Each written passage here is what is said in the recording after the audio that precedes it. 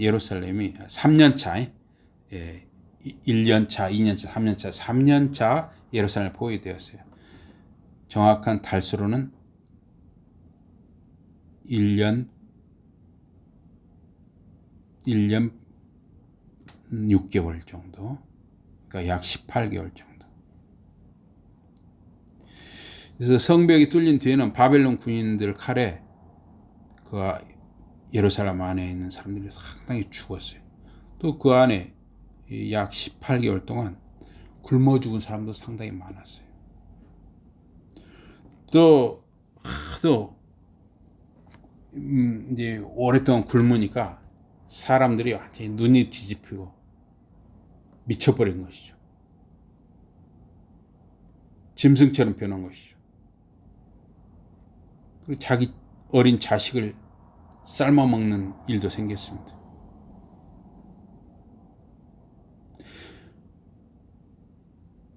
또 자식이 부모를 삶아 먹는 일까지 생겼어요.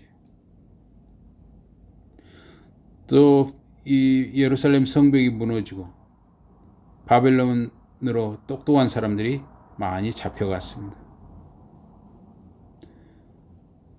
유다와 예루살렘 땅에 남은 자들도 포로로 바벨론에 끌려간 자들도 똑같이 심판과 고난의 세월을 보내야 했습니다.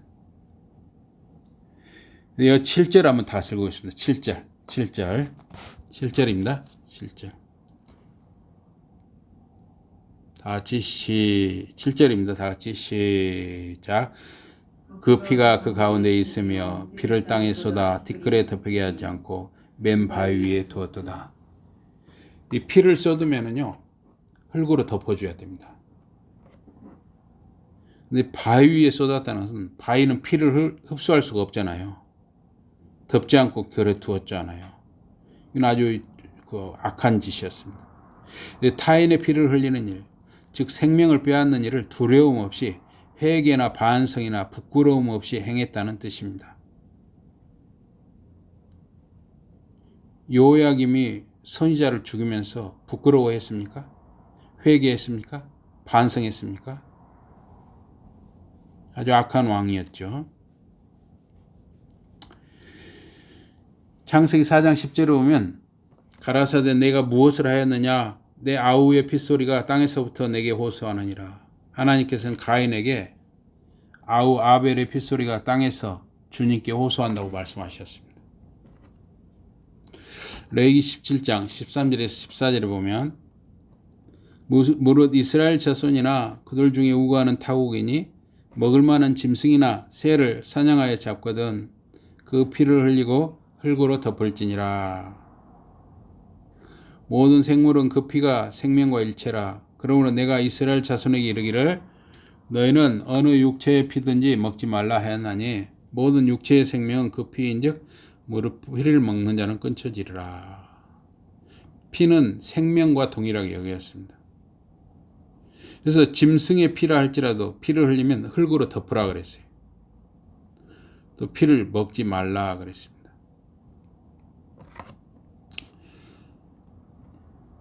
여기 오늘 보면 8절에 보니까 내가 그 피를 맨 바위 위에 두고 덮이지 아니하게 하면 분노를 나타내어 보응하려 함이라. 이 예루살렘 사람들이 의인의 피를 흘리고 그것에 대해서 부끄러움이나 죄책감을 느끼지 아니하고 수치를 느끼지 못했기 때문에 하나님도 그렇게 보응하겠다는 거예요. 8절은. 그래서 실제로 바벨론 군대가 침공해서 예루살렘이 성벽이 무너지고 그 예루살렘 안에 수많은 사람들이 피해 보복을 당했습니다. 바벨론 군대는 하나님이 쓰시는 피해 보복의 도구였습니다. 유다와 예루살렘 거민과 그 지도자들이 의인의 피를 흘린 것처럼 선지자, 하나님의 말씀을 전하는 선지자를 죽인 것처럼 똑같이 바벨론 군대를 도구로 사용하여 하나님께서 보응하시게 되었습니다. 이 역대하 36장 17절에 보면 하나님이 갈대아 왕의 손에 저희를 다 붙이시며, 그러니까 예루살렘 성 안에 백성들을 다 사람들을 다 붙이심에 저가 와서 이 갈대아 왕과 그 군대가 와가지고 그 성전 예루살렘 성전에서 칼로 청년을 죽이고 청년 남녀와 노인과 백발 노홍을 노인도 국률이 여기지 않나 했다 그랬어요.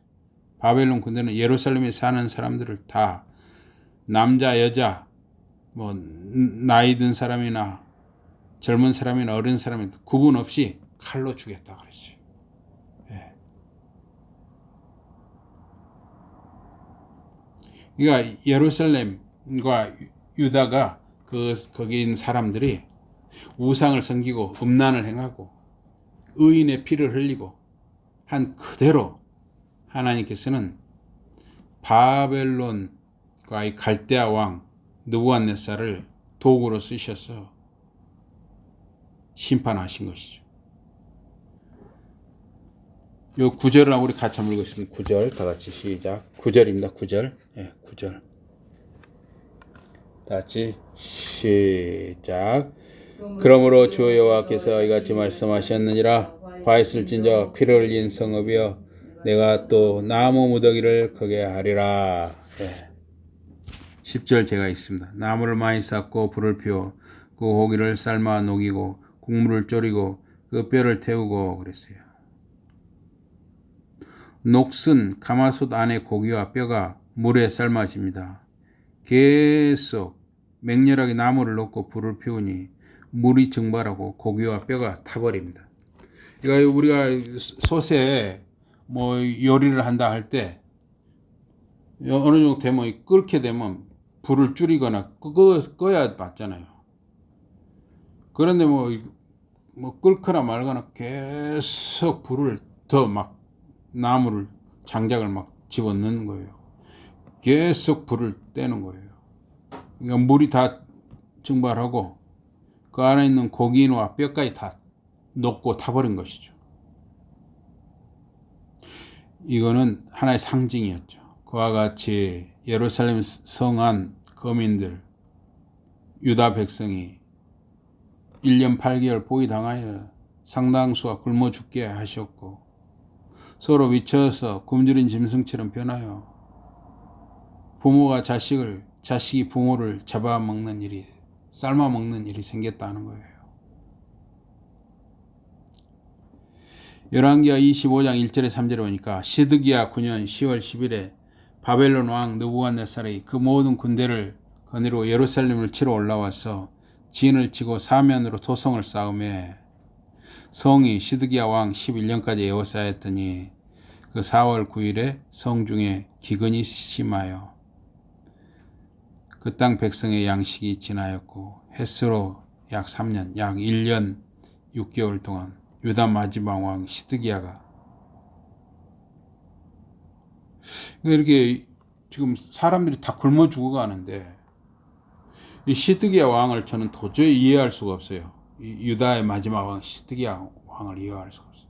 빨리 그 예루살렘 군대 느부갓네살 왕이 와서 포위를 했으면 바로 잘못했습니다 하고 좀 살려주세요 하고 그냥 항복을 해버렸으면 굶어 죽는 사람이 생기지 않을 거 아니에요. 그렇게 부모가 자식이 부모를 삶아 먹는 일이 생기지 않았을 거 아니에요. 왜 햇수로 3년 18개월 동안이나 그렇게 버티냐는 거예요. 정말 이게 정말 도저히 이해할 수 없는 행동이에요. 분명히 예레미야 선지자는 바벨론에 항복하는 것이 또 우리아라는 선지자도 바벨론에 항복하는 것이 하나님의 뜻이라고 전했습니다. 그러나 시드기야와 그 신하들은 듣지를 않았어요. 어떻게 사람들에게 굶어 죽고 서로 잡아먹는 일까지 생기는데도 버티냔 말이죠. 도저히 이해할 수 없는 일이에요. 가족이나 나라나 그 가족의 가장 또 그 나라의 지도자가 어리석으면 총명이 어두워지면 백성이나 그 가족은 고생하고 어둠을 헤매게 되는 것입니다. 가족도 나라도 그 가장이나 그 지도자가 하나님을 경외하고 지혜가 있어야 하는 것입니다. 하나님의 지혜를 얻어야 하는 것입니다. 하나님의 은혜를 얻어야 하는 것입니다. 하나님의 은혜를 받지 못하니까 이런 참혹한 일을 겪고, 이 시드기야가 또 나중에 18개월을 버티다가 지만 살겠다고 또 도망을 갔어요. 그러다가 자기 자식들이랑 잡혀와서 자기 보는 앞에서 자식들이 다 칼로 죽임당하죠. 또 시드기야라는 사람은 눈이 뽑혔죠. 두 눈이. 왜 이렇게 어리석은 짓을 했는지 참 이해할 수 없습니다. 여기 11절에 보니까 가마가 빈 후에는 숯불 위에 놓아 뜨겁게 하며 그 가마에 놋을 달궈서 그 속에 더러운 것을 녹게 하며 녹이 소멸하게 하라. 그 가마솥이 더러운 이유는 안과 밖에 녹이 슬었기 때문입니다. 가마솥 내용물이 뜨거운 불에 타고 녹아서 사라졌습니다. 뜨거운 숯불 위에 놓아서 놋 가마솥을 달궈서 그 속에 더러운 것이 녹게 하라 했습니다. 예루살렘 성 안 거민들이 죽임당하는 것은 그 도시의 멸망을 의미했습니다. 바로 가마솥이 녹이 쓴 것과 같이 예루살렘과 그 안의 사람들이 다 우상을 섬기고 음란하고 의인의 피를 흘리는 그런 자들이었다는 것을 이 녹슨 가마솥을 통해서 상징한 것입니다. 12절에 이 성읍이 수고함으로 스스로 곤비하니 많은 녹이 그 속에서 벗어지지 아니하며 불에서도 없어지지 아니하는다. 가마솥의 녹이 스스로 벗겨질 수 없는 것이죠. 그 놋의 가마솥을 용광로에 녹여서 불순물을 거르고 다시 깨끗한 놋의 가마솥으로 만들어야 했습니다. 예루살렘 도시 안의 거민들 죄도 스스로 벗겨질 수 없었습니다. 그래서 하나님께서는 극단적인 방법으로 바벨론 나라와 왕과 군대를 도구로 사용했어. 놋의 가마솥을 용광로에 집어넣듯이 그들을 완전히 멸망시키고 일부를 포로 생활을 통해서 70년 포로 생활을 통해서 변화를 주시고자 하신 것이, 남은 자를 얻고자 하신 것이죠. 13절에 너의 더러운 중에 음란이 하나이라. 내가 너를 정하게 하나, 정하게 한다는 깨끗하게 한다는 거죠. 정하게 하나 내가 정하여지지 아니하니, 내가 깨끗해지지 아니하니, 내가 내게 향한 분노를 풀기 전에 내 더러움이 다시 정하여지지 아니하리라. 다시 깨끗해지지 아니하리라. 예루살렘과 그 거민의 죄 중 하나는 음란이었습니다. 음란.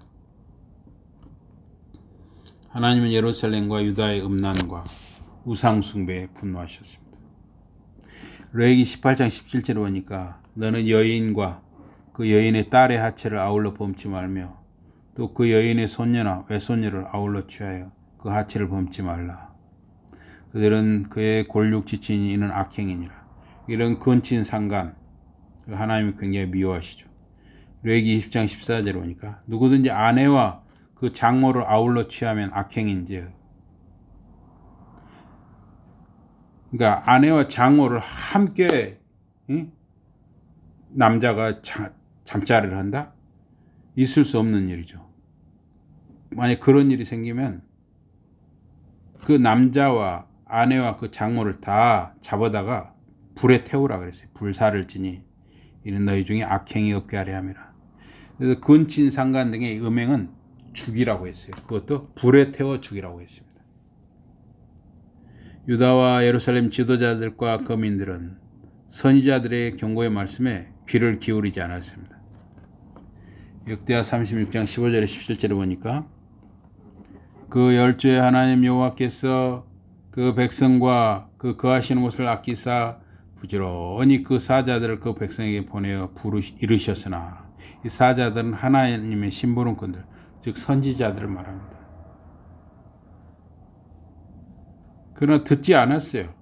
그 백성이 하나님의 사자 선지자들을 비웃고 말씀을 멸시하고 그 선지자를 욕해서 여호와의 진노로 그 백성에게 미쳐서 만회할 수 없게 하셨다. 유다 백성은 선지자들을 비웃고 그 말씀을 멸시했습니다. 결국 하나님을 멸시한 것이죠. 선지자들을 욕하고 심지어 죽이기도 했습니다. 하나님의 진노는 더 이상 참을 수 없게 되셨습니다. 우리 17절, 17절이 아니라 이건 이제 저기네요.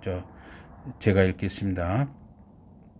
역대하 36장 17절 제가 읽습니다. 하나님이 갈대아 왕의 손에 저희를 다 붙이심에 제가 와서 그 성전에서 칼로 청년을 죽이며 청년 남녀와 노인과 백발농을 궁일이 여기지 아니하였으며 아까 한 말씀이죠.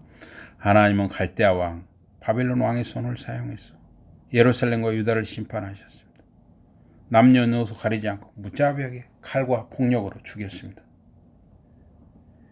우리 이제 마지막 말씀 14절 함께 읽어보겠습니다. 마지막 말씀 14절입니다. 14절 다 같이 시작. 나 여호와가 말하였은즉 그 일이 이루어질지라. 내가 돌이키지도 아니하고 아끼지도 아니하며 뉘우치지도 아니하고 행하리니 그들이 내 모든 행위대로 너를 재판하리라. 주 여호와의 말씀이니라. 하나님의 말씀은 반드시 이루어졌습니다. 예루살렘과 유다는 심판을 받았습니다. 오늘 2024년 대한민국과 세계 여러 나라들 모습은 어떻습니까?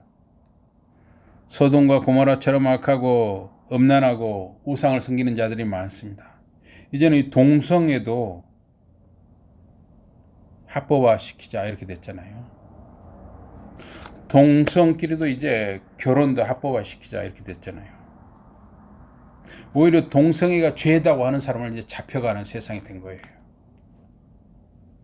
물론 이제 동성애를 하는 사람 자체를 우리가 무시를 한다든가 인격적으로 이렇게 미워한다든가 뭔가 불이익을 줘서는 안 되죠. 그러나 하나님 분명히 동성애는 금하셨고 죄라고 하셨잖아요. 하나님이 죄라고 하는 것은 죄예요. 해서는 안 되는 것입니다. 교회조차도 그것을 말하지 못한다면 이 세상이 어떻게 되는 것입니까? 그런데 이 세상이 이제 죄를 죄라고 말하는 거, 동성애를 동성애 죄라고 말하는 거, 이런 사람을 이제 잡아가는 세상이 된 거예요. 교회 안 신자들조차도 돈에 눈이 멀고 탐욕스러운 자들이 많아요. 교회 안에서조차도 이제. 물론 정당하게 성실하게 돈을 벌고 모으는 거, 또 합법적으로 재테크를 하는 거, 이건 탐욕스러운 게 아니죠. 당연히 해야 하는 것일 수도 있습니다. 그런데 당연하게 형제, 자매, 가족 혹은 이웃과 나누어야 할 돈이나 물질을 가로채거나 혼자 삼키는 자들은 특히 예수를 믿는다고 하면서 그런 것은 문제가 있는 것이죠. 남의 것을 사기를 치거나 훔치거나 빼앗는 자들이 문제인 것입니다. 음란, 마약, 도박, 사행성, 폭력성, 음란성 게임 등도 참 문제예요. 근데 학교에서도 보면 아이들이 너무나 이 게임 이런 게 빠져 있어요. 물론 게임에도 좋은 게임들도 있지만은 이 게임을 만드는 사람들은 어떻게든 돈을 벌려고만 하지 그런 여러 가지를 배려하는 경우가 참 쉽지 않거든요. 그러면 자꾸 그런 쪽으로 빠지면 이제 게임이 도박 게임으로 이렇게 가는 수가 있어요. 참 얼마나 위험한 일입니까? 그래서 이 에스겔 선지자 때 이 남유다와 예루살렘의 모습이 지금 이 세상의 모습과 비교해서 다른 게 뭐가 있냐 말이에요. 오히려 지금 더 악한 모습이 많이 나타나고 있어요. 물론 이 세상은 성실하고 좋은 사람들이 많기 때문에 유지가 되는 것이죠. 어쨌든 정말 우려스러운 일들이 너무나 상식적이지 못한 사람들, 너무나 무례한 사람들이 많아요. 이 세상에. 예수님은 자신을 성전이라 하셨습니다. 예수님은 교회의 몸된 우리의 머리이십니다. 예수님과 우리는 한 몸입니다. 새하늘과 새 땅에 사람이 지은 성전은 없습니다. 하나님 아버지와 어린 양이 성전이시기 때문입니다. 우리는 성전 대신 예수 그리스도 안에서 살아가는 것입니다. 할아버지, 할머니, 아버지, 어머니는 자녀들과 자손들에게 말씀을 가르치고 전해야 하는 것입니다. 듣든지 아니 듣든지 전해야 합니다. 일상에서 만나는 사람들에게 복음의 말씀을 전해야 합니다. 먼저 나와 우리 각자의 삶이 복음적이고 말씀의 은혜와 사랑이 드러나야 합니다. 그러한 삶을 사는 저와 여러분과 자녀들, 자손들이 되시길 주님 이름으로 기원합니다. 아멘. 우리